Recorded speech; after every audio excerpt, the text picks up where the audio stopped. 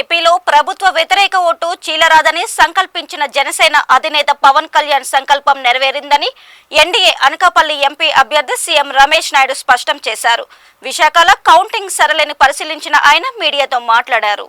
ఏపీలో వైసీపీ దుష్ట ప్రభుత్వాన్ని గద్దెదించడమే లక్ష్యంగా పవన్ కళ్యాణ్ ఎన్డీఏ కూటమిని ఏర్పాటు చేసి విజయం సాధించారని వెల్లడించారు. చంద్రబాబు పరిపాలన పట్ల నమ్మకంతో 90% ప్రజలు ఓటేశారని పేర్కొన్నారు. పవన్ కళ్యాణ్, చంద్రబాబు, నరేంద్ర మోదీ కలయిక ఏపీకి శుభ పరిణామంగా నిలిచిందని, భవిష్యత్తులో రాష్ట్రం అన్ని విధాల అభివృద్ధి చెందుతుందని పేర్కొన్నారు. పవన్ కళ్యాణ్ గారు ఆంధ్రప్రదేశ్లో వ్యతిరేక ఓటు చీలకూడదు అని గట్టిగా చెప్పాడో, ఈరోజు ఆయన ఏదైతే చెప్పాడో అది జరిగి తీరింది.